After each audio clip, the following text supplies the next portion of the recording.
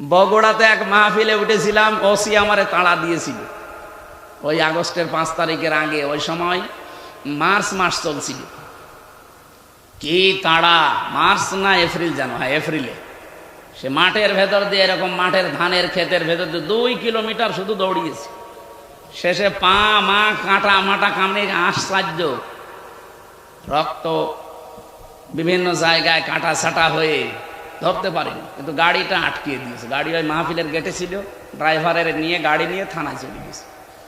পরবর্তীতে গাড়ি বলছে গাড়ি ছাড়তে পারি, টাকা দেওয়া লাগবে। কত? প্রথমে দাবি করেছিল অনেক, পরবর্তীতে 1,13,000 টাকা নিয়ে গাড়িটা ছেড়েছে। ওই আমার সাথে যে বক্তা ছিল মাওলানা আব্দুল বারী, ও বিভিন্ন জায়গা থেকে জোগাড় মোগাড় করে দিয়ে বলে ভাই গাড়িটা ছেড়ে দিন। এই আগস্টের 5 তারিখের পরে ও শয়তান, ওর নামে বিভাগীয় মামলা হয়েছে, ও পালিয়েছে। ও কি করে খোঁজ পেয়েছে আমার মাহফিল সিরাজগঞ্জে, ও এসে আমার কাছে বলছে হুজুর মাফ করে দিয়ে। কে আপনি? আমি সেই বলছি আবুল কালাম আজাদ। আরে ভাই এদিকে আসেন, আপনারে তো খুঁজছি, মাফ তো করবো, আমার সেই টাকা কো, টাকাগুলো ফেরত দিয়ে দেন, মাফ করে দিন। তো টাকা কোথায় পাবো? আমি পালিয়ে পালিয়ে বেড়াচ্ছি, আমার নামে এমনি মামলা হয়েছে। না, টাকা না দিলে মাফ নেই, কারণ আমার গাড়ির কাগজপত্র সব ওকে, রোড পারমিট ওকে। আপনি কেন আটকালেন? যারা আপনাকে এরকম কিছু করতে বলেছিল তাদেরকে তো ধমক দেওয়ার কথা আছে, ও তো কোরআন দিয়েই কথা বলে, আমি কেন ওকে আটকাবো? আর আপনি আমাকে তাড়া দিলেন আর টাকা নিলেন, এই টাকাগুলো ফেরত দিন। 7 দিন সময় দিলাম, 1 লাখ টাকা ফেরত দিয়েছে। আর 13,000 হুজুর মাফ করে, আমি আর পারবো না, আমাকে কেটে ফেললেও আমি আর টাকা দিতে পারবো না। ঠিক আছে, মাফ করে দিলাম। বাংলাদেশে পুলিশ টাকা ফেরত দেয়, এটাই মনে হয় প্রথম। এখানে পুলিশ আছে নাকি? পুলিশের পকেটে টাকা ঢুকে গেলে ওইটা যে আবার বের হবে, এটা আজরাইলও বের করতে পারবে না। আমি পারলাম, অন্তত 1 লাখ তো পেরেছি, এখনো কত বাকি আছে? আরে ভাই এই 13,000 তো থানা, আর ওরা এই 3 বছরে 32 লাখ, আর আকিজের 32, 64 লাখ। যতদিন টাকা ফেরত পাবো না ততদিন খালি কল দেবে, বলবো মাপ নেই, আগে টাকা দেবে। এখন ভয় পায়, বলে হুজুর কোন জায়গায় বলে দিলে আমার বাড়ি ঘরে আগুন লাগিয়ে দেবে। তোর বাড়ি ঘর কি 64 লাখ টাকা হবে? কি জুলুম করেছিলেন বলেন তো জেনে শুনে। এখানে এই 15 বছরে আমরা যেটা হারিয়েছি, অনেকে চেয়ারে উঠতে পারি না, যে চেয়ারে ওঠার কথা উঠতে পারি না, এরকম জায়গা নেই দেশে। আরে ভাই নাম ধরা লাগবে, আপনি বুঝতেছেন? যে যেখানে যেইটা হারিয়ে ফেলেছেন ওইটা যদি এখন আবার ফেরত পান, সে টাকা পয়সা বলেন, ক্ষমতা বলেন, চেয়ার বলেন, যা জমি জায়গা বলেন, দোকান বলেন, বাড়ি বলেন, যা হারিয়েছেন এটা ফেরত পেয়েছেন, আপনার গুনাহ নেই।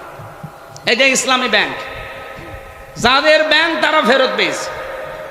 অনেকে বলছে না এটাও চিন্তায় হয়ে গেছে। আরে ভাই ব্যাংকে আপনার বাবার ব্যাংক, যাদের তারা ফেরত পেয়েছে, এতদিন হাত ছাড়া হয়ে গিয়েছিল। কথা বলেন না কেন? যাদের ব্যাংক তারা ফেরত পেয়েছে, তারা এই হাদিসের শাস্তির আওতামুক্ত থাকবে। দ্বিতীয় নম্বরটা একটু কঠিন।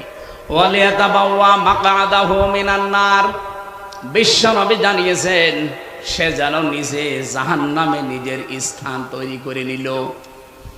ও বাংলার মানুষেরা খুব সাবধান, নামাজ পড়ে ওই তাহাজ্জুদের নামাজ পড়ে নাকি শামীম ওসমান 72 রাকাত, পুরা সিটা। তাহাজ্জুদের নামাজ কয় রাকাত ভাই? সর্বোচ্চ 12 রাকাত। 8 রাকাত 12 রাকাত সর্বোচ্চ। আরো শয়তান বলে 72 রাকাত পড়ে, ও জীবনে তাহাজ্জুদই পড়িস কিনা আল্লাহ জানে। এরকম দাহা মিথ্যা কথা বলে বলে মানুষকে ধোকা দিত যে আমি ইসলাম বুঝি না, প্রতিদিন 70-72 রাকাত নামাজ পড়ি। ওরে বাবা, 5 রাকাত 6 রাকাত নামাজ পড়তে গিয়ে আমার হাঁটু ব্যথা হয়ে যায়, আর 72 রাকাত নামাজ পড়ে তো আমার দাদার বয়সী। এই পুরা মিথ্যার উপরে টিকে ছিল এই মানুষগুলো। আমার ভাইরা, এবার আমার মূল যে কথাটা বলার জন্য আয়াতটা পড়েছিলাম ওইটা চলে এসেছে, একটু খেয়াল করে।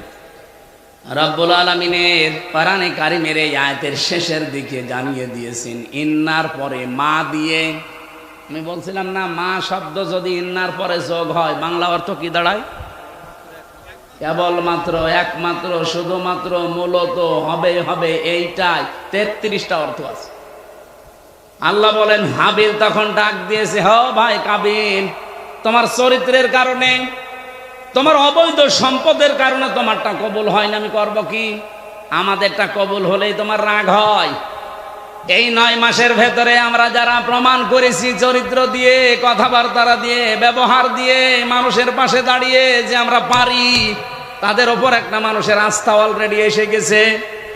কিন্তু যারা পারে নাই তারা এখন শুধু মুখের ওপরে চড়ে আছে, ওই কাবিলের মতো। না না, কি আপনি পেরেছেন? এই যে গরম চলছে, কুষ্টিয়া বাংলাদেশ জামাত ইসলামের পক্ষ থেকে স্যালাইন, পানি আর শরবত দেওয়া হচ্ছে, আপনার টাকা নেই? বলেন।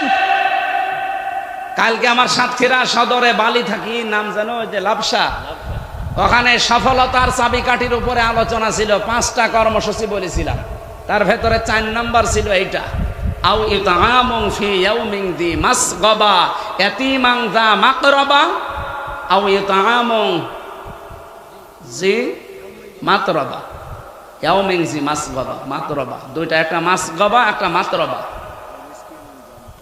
এখানে 2টা শব্দের ব্যাখ্যা পেয়েছি আমি। যারা সফল হতে চান, পৃথিবীর ময়দানে মানুষের মন জয় করতে চান, প্রথম নম্বরে আপনাকে অসহায় মানুষের কাছে ছুটে যাওয়া লাগবে। আপনি আগস্টের 5 তারিখের পরে যে ধাক্কা বাংলাদেশে গেল, এই যে ভ্যানি দিয়ে, দেখেছেন না? টাকাওয়ালা মানুষ দেশে কম ছিল, কেউ তো এগিয়ে যায়নি। আমিরে জামাত এ পর্যন্ত কাপড় তুলে চলে গেছে। এমনি মানুষের মন তার দিকে আল্লাহ ঝুঁকিয়েছে। পৃথিবী বিমুখ হয়ে যায় মানুষ, যখন দুনিয়া বিমুখ হয়ে যায়, তখন সূক্ষ্ম কিছু জিনিস আল্লাহ তার ভেতরে ঢেলে দেয়, যেটা আমিরে জামাতকে আল্লাহ দিয়েছেন। সাংবাদিক প্রশ্ন করেছিল, বাংলাদেশ জামাত ইসলামী এত বড় জনপ্রিয় দল, তাহলে আজ পর্যন্ত ক্ষমতায় আসতে পারে নাই কেন? উনি জবাব দিয়েছিলেন, আজান দেয় মুয়াজ্জিন, সবাই নামাজে আসে, এ দোষ কি মুয়াজ্জিনের? বলেন বলেন। আরে ভাই, আজান তো আমি মন থেকেই দিচ্ছি, এখন আপনি নামাজে না আসলেও দোষ তো আপনার। কথা বলেন না কেন?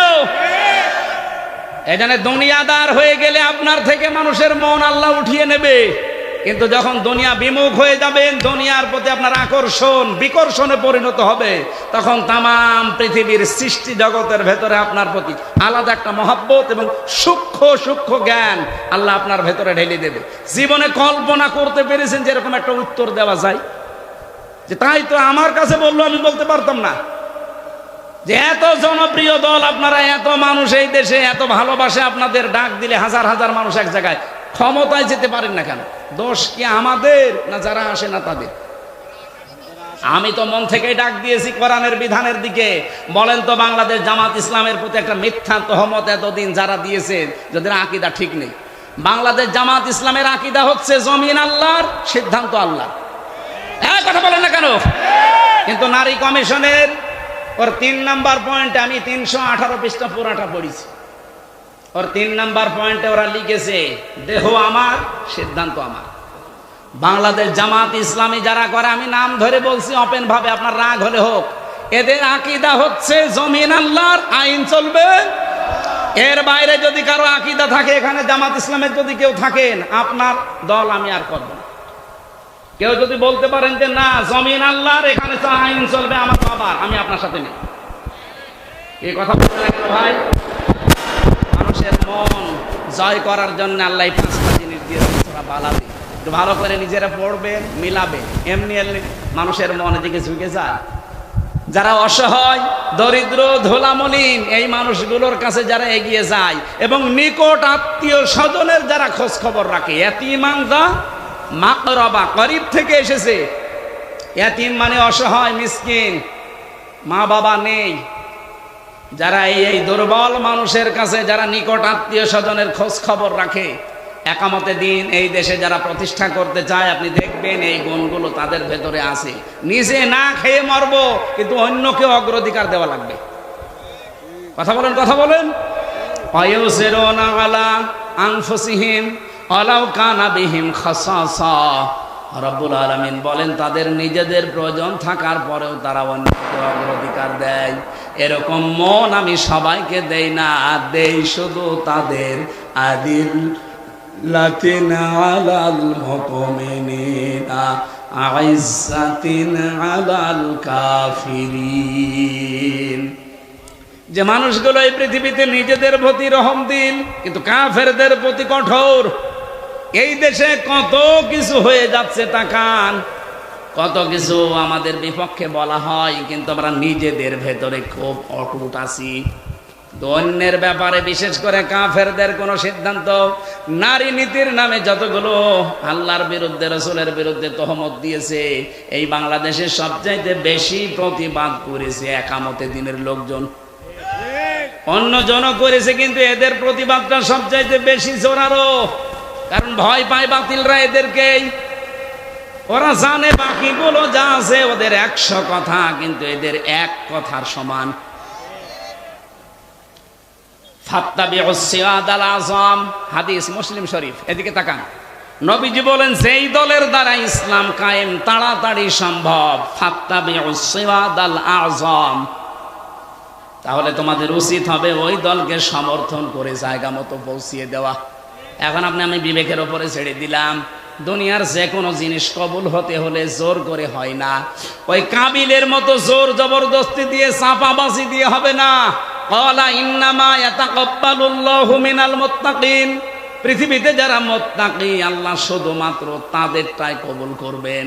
এখন মুত্তাকি কি, এটা খাওয়া লাগে নাকি না লাগে? বাংলাদেশে বহু মানুষ মুত্তাকি শুধু পোশাকে লেবাসের দিকে তাকিয়ে মনে করে এটা মুত্তাকির সংজ্ঞা। বিশাল জুব্বা গায়ে আছে, পাগড়ি মাথায় দেওয়া আছে, হাতে তসবিহ আছে, এই পোশাকে লেবাসে আমরা তাকওয়া খুঁজে বেড়াই। তাকওয়া কি, এটা অনেকেই আমরা এখনো পর্যন্ত বাস্তবে জানি না। তাকওয়া মানে যোগ্য। তাকওয়া মানে কি? যোগ্যতা অর্জন করা লাগবে আপনাকে। আজ বাংলাদেশে প্রতিটি সেক্টর, মসজিদ থেকে শুরু করে সংসদ পর্যন্ত চালানোর যোগ্যতা এই দেশে কোন দলের আছে সঠিকভাবে আপনি বলেন? আপনি যেই দলের পাবেন সেই দলে আপনি যান, আমাকেও নিয়ে চলেন, আমি যাব। কারণ আমি হাদিসটা 100% বিশ্বাস করি। ফাত্তাবিউস সিরাতাল আযম, যেই দলের দ্বারা ইসলাম কায়েম দ্রুত সম্ভব, তোমাদের আদেশ দিলাম ওই দলকে সাপোর্ট করে জায়গায় পৌঁছিয়ে দাও। এই হাদিস আমি এখন বানালাম, বলেন 73টা দল কাজ করছে এই দেশে, জেনারেল ইসলামী মিলে। এত দলের ভেতরে আপনি নিজেই এখন বিবেক দিয়ে বলেন, মসজিদ থেকে সংসদ পর্যন্ত চালাতে পারে একটা দলের নাম বলেন। যেটা পারে আপনি সেই দিকে যাবেন। এটা যদি রাজনীতি মনে হয় এটাই রাজনীতি, যদি মনে হয় এটা ধর্ম ব্যবসা, এটা ধর্ম ব্যবসা। আমি জানি অনেকের মন আমি পাবো না, আমার মন পাওয়ার দরকারও নেই। আমি হক কথা বলেছি, এটা আপনার যা ভালো লাগে করেন। আল্লাহ আপনারটা কবুল করবে না যতদিন আপনি যোগ্য না হবেন। আজ আমাদের একটা ডাক্তার নেই, একটা ইঞ্জিনিয়ার নেই, একটা পাইলট নেই। পাকিস্তানকে এমনি নম করে ওরা ভয় পায়। বাংলাদেশেরও উচিত ওদের মতো পারমাণবিক অন্তত এই অস্ত্রগুলো একটু মজুদ করা। 54 বছর ওরা আমাদেরকে দাঁড়াতে দেয়নি এই উগ্রপন্থী হিন্দুরা। অথচ পাকিস্তানের নাম শুনলে আমার মনে হয় 50 বছরও আর মুখ তুলে তাকানোর সাহস পাবে না। আজ দেখছেন না কত কিছু হয়ে যাচ্ছে ভারতের সংসদে। মোদীকে কিত কিত কিত কিত বলে গালি দিচ্ছে। ওর মাথা খারাপ হয়ে গেছে। গরুর মদ খাওয়া জাতি তো পাগল হয়ে গেছে একেবারে। আমাদের উচিত এখন ডক্টর মোহাম্মদ ইউনূস সহ দরকার খাবার দাবার প্রতিদিন 3 বেলার জায়গায় 2 বেলা খান। নবীজি নিজে বাড়ি ছিল খেড়ের, কলা কি খেজুরের পাতার, অথচ বাড়ির সামনে 9টা ঘোড়া বাঁধা থাকতো। কয়টা? ওগুলো খেলা করার জন্য। কিসের জন্য? তারা আমাদের কি আছে বলেন? পাকিস্তান ভারতের চাইতে মনে হয় কমপক্ষে 5 ডবল ছোট হবে। বাংলাদেশের চাইতে ভারত 29 ডবল, আর ভারত বাংলাদেশের চাইতে 3 ডবল। আপনি চিন্তা করতে পারেন এতটুকু একটা দেশ, ভারতের কাছে কি? অথচ ওদের নারী পুরুষ যে যেখানে আছে দেখেছেন, জীবন একেবারে বনিয়ানুম মারসুস নিয়ে গেছে। বনিয়ানুম মারসুস মানে কি? সীসা গলা প্রাচীরের মতো। একটা মেয়ে লোককে দেখলাম যে পাইলট, নারী, আয়শা, ও যাবার সময় সই করে গেছে খাতায়, আল্লাহর নামে আমি যাচ্ছি, ফিরে আসলে আসলাম, না আসলে গেলাম। ওর বাবার কাছে, বাবা আবার আর্মির চিফের কাছে বলেছে, আমার এই মেয়ে যদি সামনে গুলি নিয়ে আসে তাহলে নিয়ে আসবা, মাটি দিয়ে দেবো, যদি পেছনে গুলি নিয়ে আসে এরকম মেয়ে আমার দরকার নেই। ঠিক ওই বনিয়ান মারসুস এই অপারেশনে এটা সাকসেস হয়েছে, ওখানে যে আঘাত করে আবার ফিরে এসেছে। সুবহানাল্লাহ বলতে পারেন নাই? এমনি যুদ্ধ বিরতি ওরা চেয়েছে। এই শুকর খাওয়া জাতি শেষ পর্যন্ত নমস্কার করতে বাধ্য হয়েছে, আমাদের কাছেও বাধ্য হবে। আরে ভাই, বাংলাদেশে যেতে অনেক ছোট দেশ আছে, এই যে নেপাল আছে, ভুটান আছে, মালদ্বীপ আছে, সিঙ্গাপুর বাংলাদেশের চাইতে একটা সাতক্ষীরা জেলার মতো হবে না। আমি কয়েকদিন আগে ছিলাম।